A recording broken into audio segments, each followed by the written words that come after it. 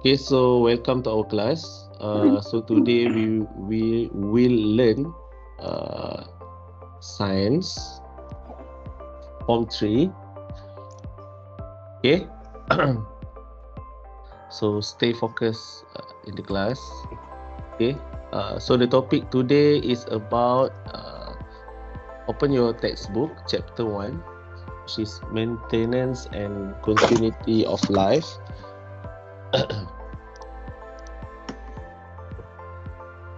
Yes, today we learn about stimuli and response.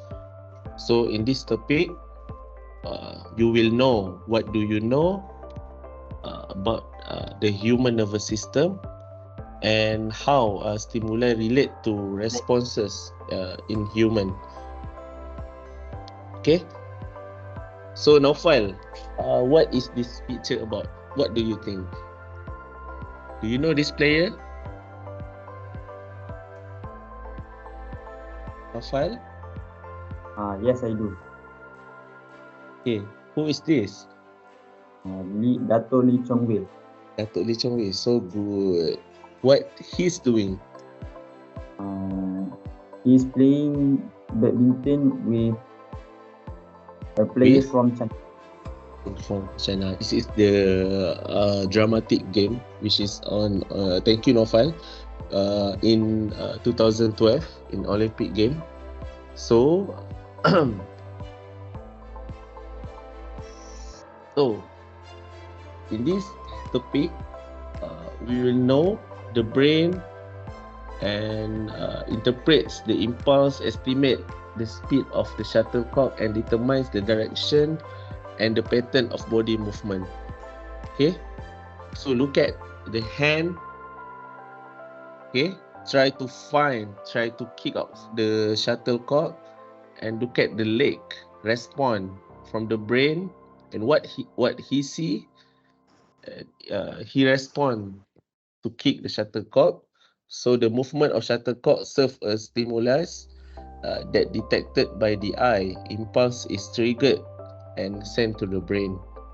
So this is how the player's movement need to aggressive and active. So for example, when what's your reaction when you see Kak Lima? Kak Lima is your stimulation. Yeah, what you do when you see a ghost? Example like Kak Lima. What you do dia? Run. You run. Of course you run. So Kak Lima is a stimulation. So the brain try to stimulate what you should do. So the brain send impulse to the legs muscle for run. Ada ke kita jumpa hantu kita kenal-kenal, tepuk-tepuk? Ada ke Rafael? Tak ada kan? Mesti kita lari. So we are run. So brain send impulse to leg muscles for run. Okay? Understand? Until here, any question? No question, right? Easy one. Okay, we know this is the structure. Okay, the structure of impulse. You have central nervous system and peripheral nervous system.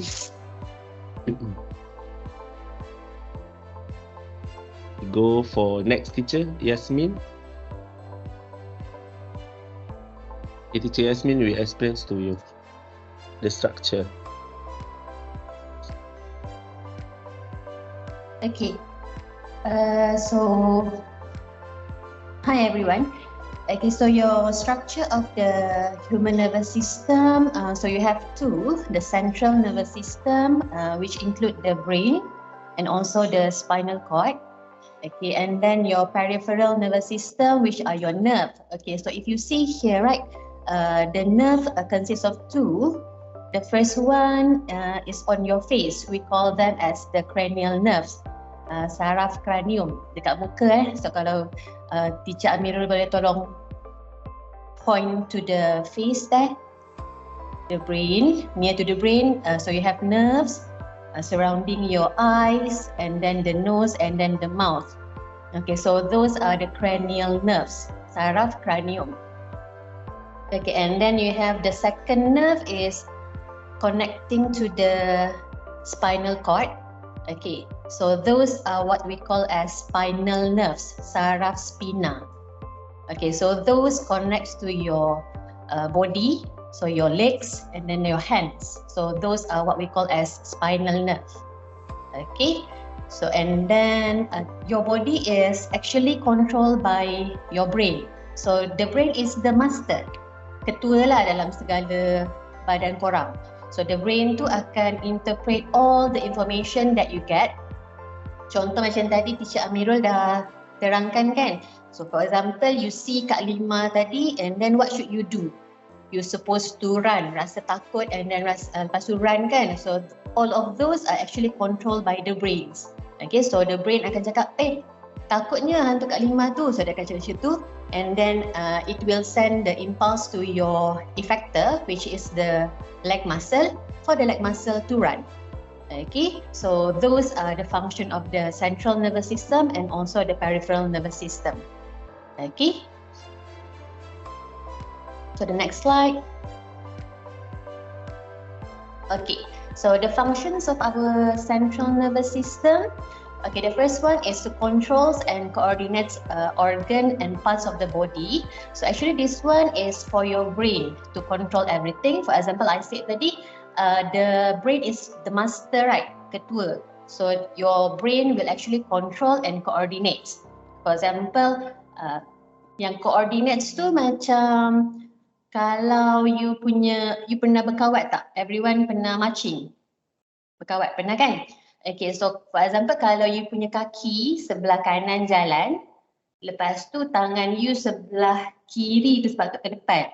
So kalau you tak dapat control, kadang-kadang dia macam robot macam gitu kan. So itu kita tak panggil coordinate lah. So kalau for example control dengan coordinate tu, your brain tu mesti control dengan coordinate dia for example supaya everything tu occur smoothly. Okay. Okay, and then the second function of our human nervous system is to state the stimuli and also responses. Okay, so for this one, is actually the stimulus is actually detected by your receptor. Okay, nampak Okay. Okay, so the stimulus is actually detected by the receptor. Receptor is located on your sensory organs. Sensory organs you studied, I think in Form 1 or Form 2.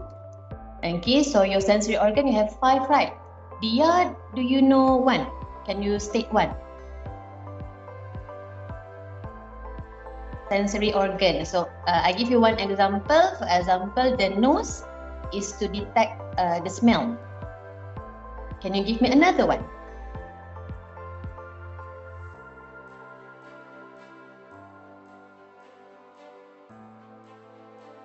Or Fikri can help.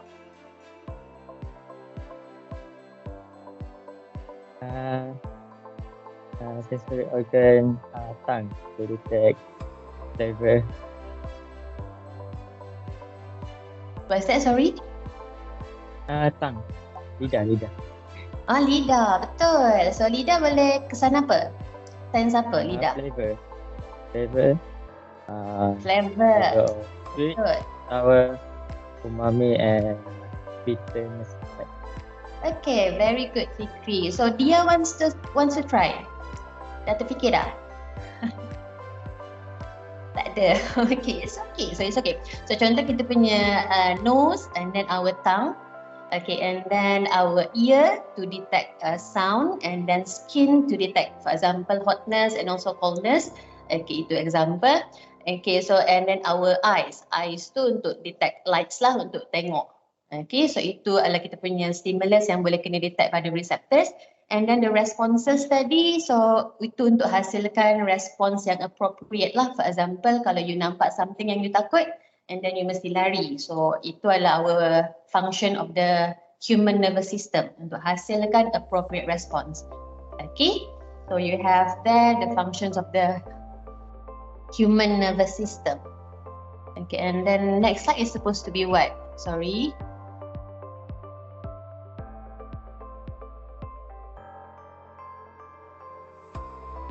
Okay, so if you see this photograph number 2, okay, if you see sampah, nampak sampah dekat tepi jalan macam tu.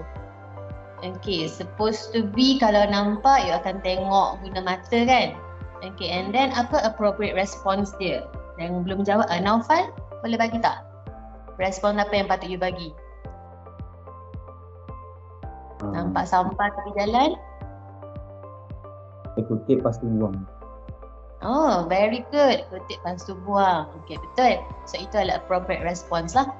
Okay, so next slide. Okay, so the next one is our next teacher. So, Teacher Fatih.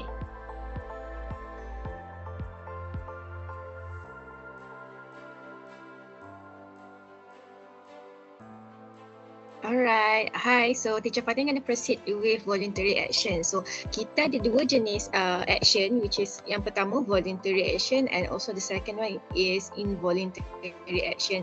So teacher akan fokuskan on the voluntary dululah.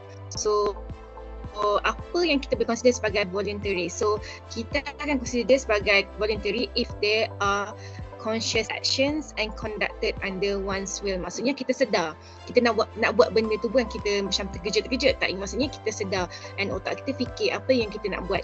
Okay, contohnya reading, writing, speaking, eating, drinking, running, walking, also exercising. Sebab semua benda ni kita boleh control apa yang kita nak buat. Okay, so ini adalah contoh voluntary. Next slide, Teacher Amirul. So ini kita adalah diagram untuk kita tengok pathway of the impulse. Macam mana daripada stimulus tu akan resulted into response, untuk kita bagi respon apa. So contohnya kita ada phone kat sini kan. Phone kat sini ada orang call kita. Itu akan jadikan dia adalah stimulus untuk kita sedar, oh ada something untuk aku buat. So kalau daripada segi phone ni, maksudnya kita kena angkat phone tu, betul tak? So bila kita angkat phone tu, itu dah stimulus kita, and daripada stimulus ni kita akan hantar, dari stimulus ni kita akan hantar impulse kepada brain. Kita panggil dia effector.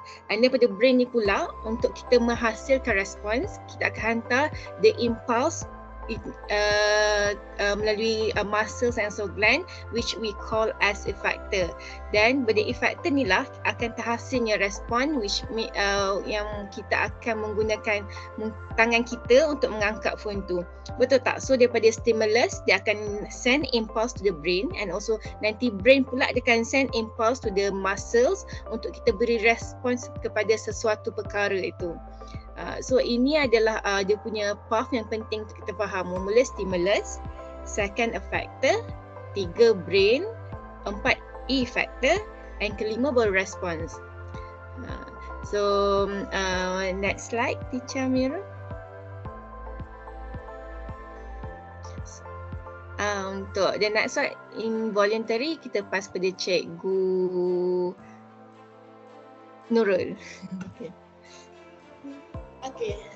Hi everyone, I'm Teacher Nurul.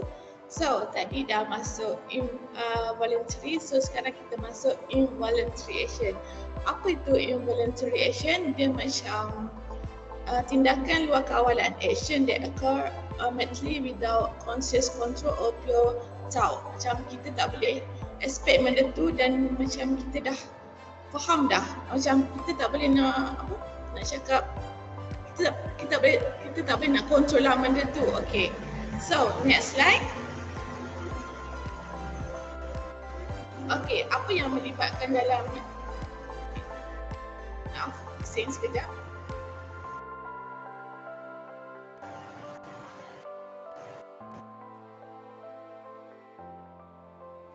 Okay, apa yang melibatkan dalam tindakan luar kawalan ni? Contohnya macam apa? Heartbeat, breathing, peristalsis, secretion of saliva. Apa tu secretion of saliva ni? Macam apa? Kita bernafas, kita denyutan jantung kita, air liur kita keluar, peluh kita keluar, kita tak boleh kawal benda tu, betul tak?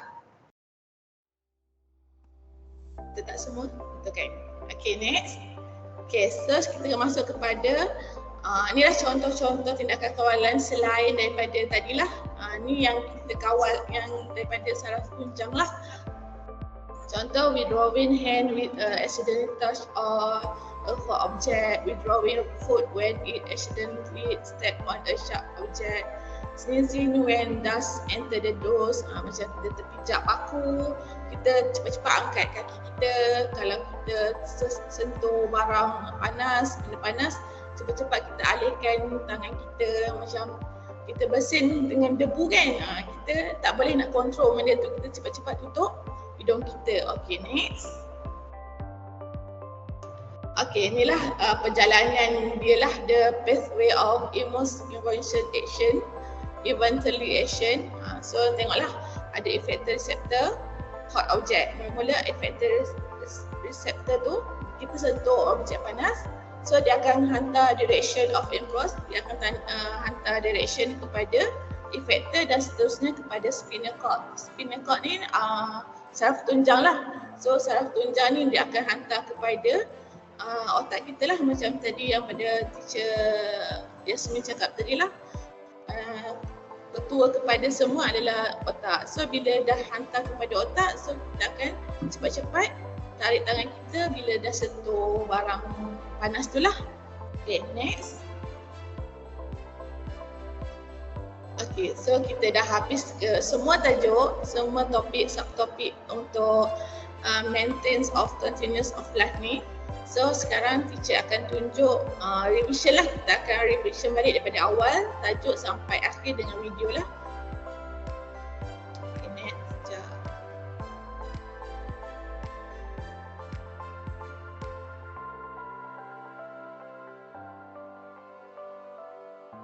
Sorry. Nampak ke? Semua nampak ke video? Start daripada awal ni.